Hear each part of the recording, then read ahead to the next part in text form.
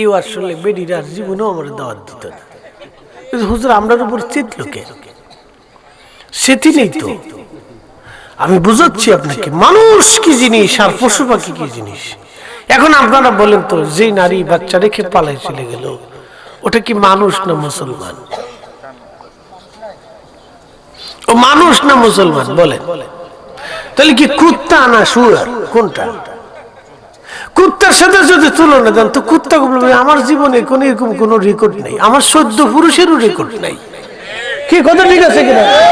কুকুরের 14 পুরুষের কোন রেকর্ড এরকম নাই। আপনি যদি শুয়োরের সাথে তুলনা দেন তো শুয়োরও বলবে আমরা কচু মচু খেয়ে বেড়াই, কিন্তু আমরাও বাচ্চা রেখে পালাই না। কি কথা ঠিক আছে কিনা? শুয়োরে বলবে আমার 14 পুরুষের এরকম কোন রেকর্ড নেই। তাহলে ওরা কার সাথে তুলনা দেবে? এমনও পুরুষ আছে, বাপ আমার বন্ধু,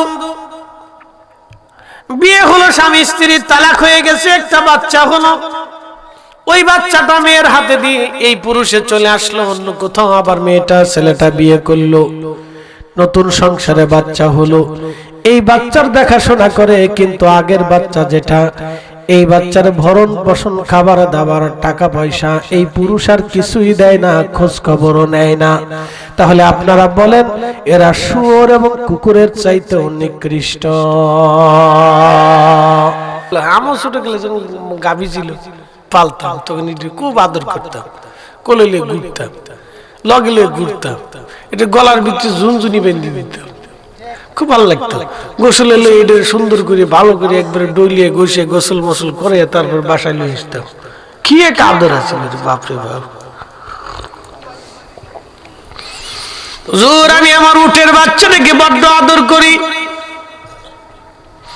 কিন্তু যে বৃদ্ধটাকে আমি মেরে ফেলছি ওই বৃদ্ধ খেজুর বাগানে আমার উটের বাচ্চাটা খেলতে খেলতে গেছে, বৃদ্ধ একটা পাথর মেরেছিল, পাথরের আঘাতে আমার উটের চোখ বের হয়ে গেছে।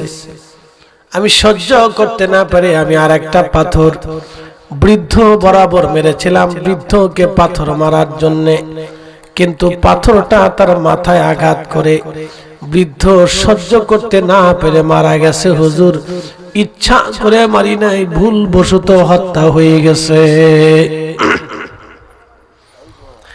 আমিরুল মুমিনিন ভুলবশত হত্যা হয়ে গেছি, আমিরুল মুমিনিন ভুলবশত খুন হয়ে গেছে। হযরত ওমর বললেন বেটারে তুমি ইচ্ছা করে মারো আর অনিচ্ছায় মারো, তোমার দ্বারা হত্যা সংঘটিত হয়েছে, আল্লাহর ফয়সালা অনুযায়ী আমি তোমাকে মৃত্যুদণ্ড দিলাম। যুবক ডাক দে বলল আমিরুল মুমিনিন আল্লাহর ফয়সালাটাকে আমি মাথা পেতে মেনে নিলাম, আল্লাহর শাস্তি। হুজুর আমাকে তো মৃত্যুদণ্ড দিবেন, কিন্তু 3টা দিন আপনি আমারে জামিন দেন। বলে বেটারে 3টা দিন জামিন দিয়ে তুমি কি করো মা? বলে হুজুর আমার ঘরে আমার একটা ভাই আছে, বাবা মারা যাওয়ার সময় আমার ভাইয়ের জন্য কিছু সোনা দানা টাকা পয়সা আমার আব্বা আমার জন্য দিলেন, আমাকেও ভাগ করে দিলেন, আমার ছোট ভাইটাকেও দিয়েছে। হুজুর আমি আমার অংশটাকে আমি আমার নিজের জন্য আমি আমার ব্যয় করেছি, কিন্তু আমার ছোট ভাইয়ের অংশটা আমার আব্বা রেখে দিতে বলেছেন, ও বড় হলে যেন আমি ওকে বুঝাই দেই। হুজুর এই সোনা দানা টাকা পয়সা আমি আমার ছোট ভাইয়ের জন্য যেটা রেখে দিয়েছি, এটা মাটির মধ্যে একটা স্থানে আমি আমানত রেখে দিয়েছি। হুজুর আমি আমার ভাইয়ের জন্য আমানত রেখে দিয়েছি, ইয়া আমিরুল মুমিনিন আমি সারা ওই খবর কেউ জানে না, আমাকে যদি আপনি হত্যা করেন জামিন না দেন তাহলে আমার ভাইয়ের হক নষ্ট হয়ে যাবে। একবার জোরে বলা যাবে আল্লাহু আকবার। মানুষ হইয়া ভবেতে আসিয়া মানুষের করিলাম কি, আমি নবী না মানিলাম কি যে ভুল করিলাম, আমি নবী না মানিলাম কি যে ভুল করিলাম, ভস্মে ঢালিলাম ঘি, মানুষ হইয়া ভবেতে আসিয়া মানুষের করিলাম কি। আল্লাহ নবী ডাক দিয়ে বলে, সাহাবীরা রে, কিয়ামতের আলামত তোমরা শুনে যাও। একটা আলামত হচ্ছে ওয়াদাউল আমানা, আমানত নষ্ট হয়ে যাবে, আমানত মরে যাবে। সন্তান বাবা মার আমানত রাখবে না, বাবা মা সন্তানের আমানত রাখবে না, ভাই ভাইয়ের আমানত রাখবে না, বন্ধু বন্ধুর আমানত রাখবে না। আমানতের খেয়ানত চরম পর্যায়ে চলে যাবে। এত দূর পর্যায়ে আমানতের খেয়ানত চলে গেল। ভাই আমার, একটু শুনে যান। কুকুরের 6টা 8টা 10টা করে বাচ্চা হয়। জীবনে কোনো কুকুর দেখবেন বাচ্চা রেখে পালিয়ে যায় না।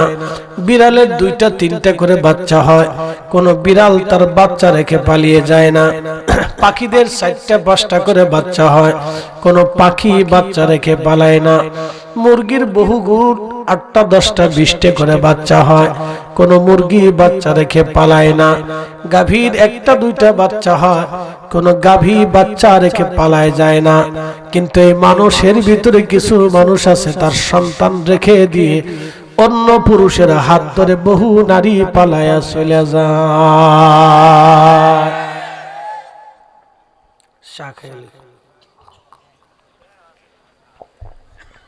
এই আসলে বেডিরা জীবনেও আমার দাওয়াত দিত না। হুজুর আমরার উপর চিতলোকে সেটি নেই তো। আমি বুঝাচ্ছি আপনাকে মানুষ কি জিনিস আর পশু পাখি কি জিনিস। এখন আপনারা বলেন তো, যে নারী বাচ্চা রেখে পালায় চলে গেল, ওটা কি মানুষ না মুসলমান? ও মানুষ না মুসলমান বলেন? তাহলে কি কুত্তা না শুয়ার, কোনটা? কুত্তার সাথে যদি তুলনা দেন তো কুত্তা বলবে আমার জীবনে কোনো এরকম কোনো রেকর্ড নেই, আমার 14 পুরুষেরও রেকর্ড নাই। কি কথা ঠিক আছে কিনা? কুকুরের 14 পুরুষের কোনো রেকর্ড এরকম নাই। আপনি যদি শুয়োরের সাথে তুলনা দেন তো শুয়োরও বলবে আমরা কচু মচু খেয়ে বেড়াই, কিন্তু আমরাও বাচ্চা রেখে পালাই না। কি কথা ঠিক আছে কিনা? শুয়োরও বলবে আমার 14 পুরুষের এরকম কোনো রেকর্ড নেই। তাহলে ওরা কার সাথে তুলনা দেবে? এমনও পুরুষ আছে, বাপ আমার বন্ধু, বিয়ে হলো, স্বামী স্ত্রীর তালাক হয়ে গেছে, একটা বাচ্চা হলো, ওই বাচ্চাটা মেয়ের হাতে দিয়ে এই পুরুষে চলে আসলো অন্য কোথাও, আবার মেয়েটা ছেলেটা বিয়ে করলো, নতুন সংসারে বাচ্চা হলো। এই বাচ্চার দেখাশোনা করে, কিন্তু আগের বাচ্চা যেটা, এই বাচ্চার ভরণ পোষণ খাবার দাবার টাকা পয়সা এই পুরুষ আর কিছুই দেয় না, খোঁজ খবরও নেয় না। তাহলে আপনারা বলেন এরা শুয়োর এবং কুকুরের চাইতে নিকৃষ্ট। মানুষ হইয়া ভবেতে আসিয়া মানুষের করিলাম কি। নবী না মানিলাম কি যে ভুল করিলাম, নবী না মানিলাম কি যে ভুল করিলাম, ভস্মে ঢালিলাম ঘি। মানুষ হইয়া ভবেতে আসিয়া মানুষের করিলাম কি।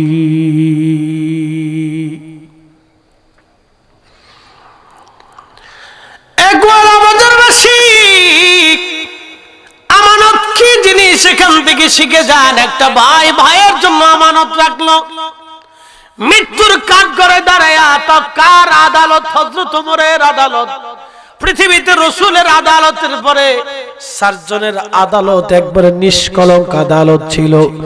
একজনের নাম হযরত আবু বকর, আরেকজনের নাম হযরত ওমর, আরেকজনের নাম উসমান, আরেকজনের নাম হযরত আলী। পৃথিবীতে আমার রাসূলের আদালতের পরে এই 4 জনের আদালতের মতো এমন সুন্দর একেবারে নিষ্কলঙ্ক আদালত পৃথিবীতে আজও পর্যন্ত কোনোদিন গঠন হয় নাই। ইমাম মাহদীর আগে কেউ পারবে না। কি কথা কন না কেন? আল্লাহ রাসূল বলেন ফাআলাইকুম বিসুন্নতি, তোমরা আমার আদর্শ মেনে চলবে, ওয়া সুন্নাতিল খুলাফায়ে রাশিদিন আল মাহদীন, আমার খুলাফায়ে রাশিদিনের সুন্নাত তুমি মেনে চলবে, আমার খুলাফায়ে রাশিদের সুন্নাত মেনে চলবে, আমার খুলাফায়ে রাশিদের সুন্নাত তোমরা মেনে চলবে। আমার সুন্নত মানবে, আমার খুলাফায়ে রাশিদের সুন্নত মানবে।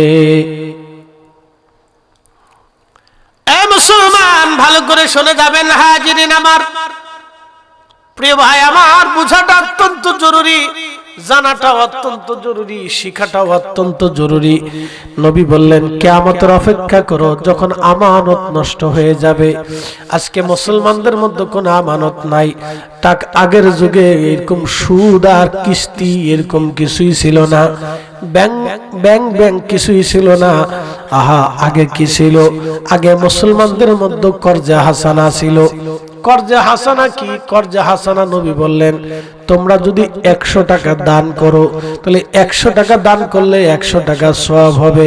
তোমরা যদি 100 টাকা মানুষকে হাওলাত দাও, তাহলে 100 টাকা দানের নেকি হয়ে যাবে।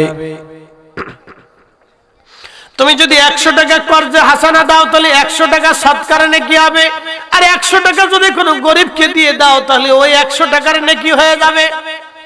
কারণ মুসলমান কখন টাকা হাওলাত নেয়? যখন বিপদগ্রস্ত হয়ে যায়, তখন মানুষ আপনার দ্বারে টাকা হাওলাত নেয়। কি কথা কন না কেন, ঠিক কিনা ভাই আমার? খুব মনোযোগ দিয়ে কথাগুলি শুনবেন।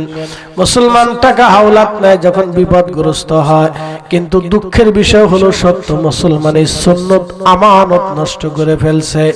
টাকা হাওলাত নিল, কিন্তু টাকা আর ফেরত দেয় না, টাকা দেয় না। এইভাবে আমানতের খেয়ানত বাড়তে বাড়তে বাড়তে বাড়তে বাড়তে বাড়তে এত পরিমাণে মহামারীর মতো ছড়িয়ে গেল। ঘরে ঘরে ঘরে ঘরে আমানতের খেয়ানত ছড়িয়ে যাওয়ার পরে মুসলমান কর্জে হাসানা ভুলে গেল, টাকা হাওলাত দিয়ে বন্ধ করে দিল, টাকা হাওলাত দিয়ে বন্ধ করে দিল। আর এই ফাঁকের ভিতরে আমাদের দেশে ডক্টর ইউনূস সাহেবের গ্রামীণ ব্যাংক কিস্তির দোকান ঢুকে গেল। কি এইবার ঠিক আসতে করলেন কে? উনি ক্ষমতায় আসার লেগে ডরাইতেছেন আপনারা, নাকি বলেন? আমি কি মিছে কথা কইছি? আমি কি খারাপ কিছু বলছি? ওনারা কি গালি টালি দিছি? যেটা সত্যই দেখছি, ওনারা এই ফাঁকে গ্রামীণ ব্যাংক ঢুকে গেল, ব্যারাক ঢুকে গেল, এনজিও ঢুকে গেল, সুদ ঢুকে গেল। এই কথা কর না কেন? পায়খানা মদ মদি, শুয়োরের গোশত, যেটা হালাল সেটা হালাল, যেটা হারাম সেটা হারাম, সবার জন্যই হারাম। মুসলমান যদি কর্জা হাসানা ঠিক রাখতো, মুসলমান যদি ওয়াদা ঠিক রাখতো, মুসলমান যদি আমানত ঠিক রাখতো, তাহলে আজকে সুদের কিস্তির দোকান মুসলমানের লাগে না। শুধু কি এনজিওর দোষ, শুধু কি গ্রামীণ ব্যাংকের দোষ তা না, আমাদের দেশে কিছু ব্যক্তিগত সুদখোর আছে। ওরে সুদে আবার নামাজে দাঁড়ায়, শয়তানে চিন্তা করে ওরে সিটা সুদে আবার হাত গেল, মাফ করে দিন।